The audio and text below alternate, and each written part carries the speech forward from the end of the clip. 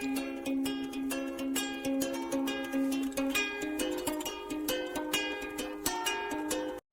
mga kachika, welcome back to my channel. Napaka saya talaga ng mga Coco Jewel fans ngayon dahil sa interview ni Julia Montes ay sinagot lang naman niya si Bernadette Zambrano na answered prayer si Coco Martin sa kanya nung siya ay lost as person. Diyan dumating sa buhay niya si Coco Martin.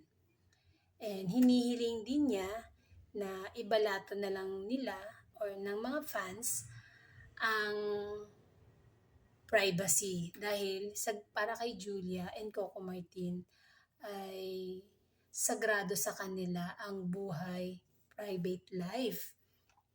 Kaya kung ano lang daw yung may share nila, ganun hanggang doon na lang.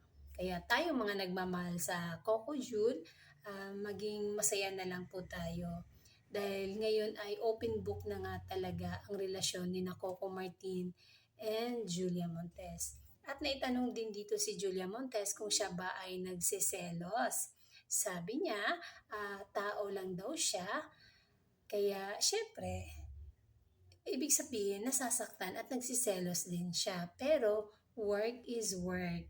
Kaya kailangan niyang ikalma ang kanyang sarili at mga kachika, mahilig pala talaga ito si Julia Montes ng fishball, mga street foods, talagang mahilig siya sa food at sa isinare nga din niya dito sa vlog ni Bernadette Zambrano kung paano siya nag-umpisa, talagang from scratch talaga si Julia Montes.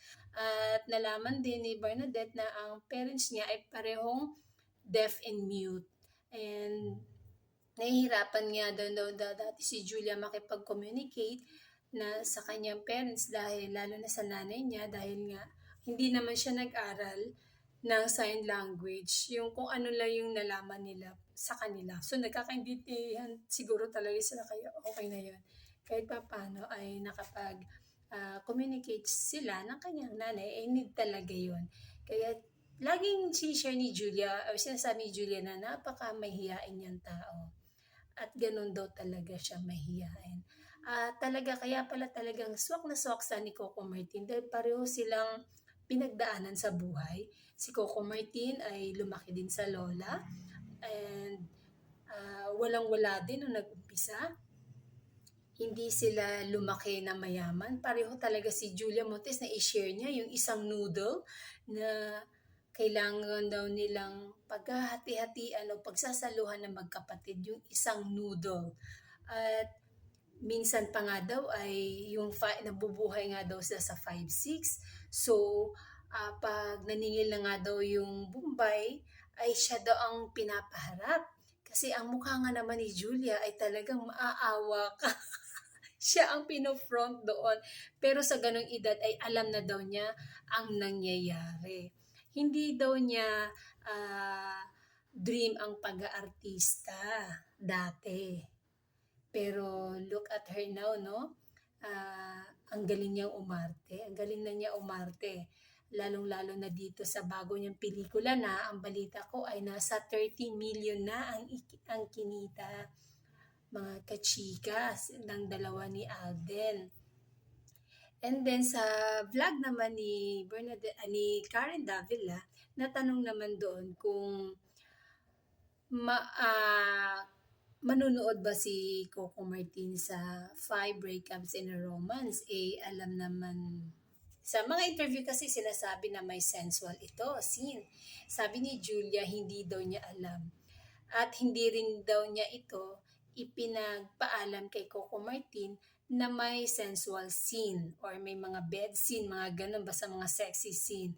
Basta lang daw, nabasa ni Coco Martin yung script at nagandahan daw siya at nakikita naman daw ni Coco Martin na masayang-masaya si Julia sa kanyang ginagawa.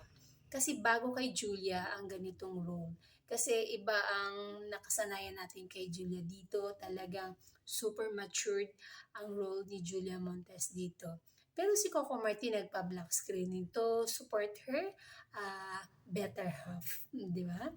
Pero sa mga nagtatanong dyan sa mga nababasa ko sa comment section na mukhang buntis daw si Julia Montes ngayon dahil lagi daw naka-blazer at kitang-kita yung laki ng tiyan at ang balakang malaki. Ito daw ay pangatlong anak na nga ba nila ni Coco Martin. Pero ika nga ni Julia Montes, ibalato na lang natin sa kanila. Maging masaya na lang tayo na ngayon ay umaamin na sila ay magkarelasyon ni Coco Martin. Kaya maging masaya na lang po natin. Maging masaya na lang po tayo sa kanila. At yun nga, yung gusto nila na private life, balata na lang natin. At sana nag-enjoy kayo sa na-share ko ngayon. Don't forget to like this video, share, and subscribe.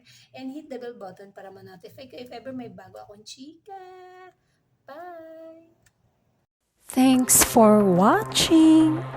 Subscribe and like. Don't forget to comment down below.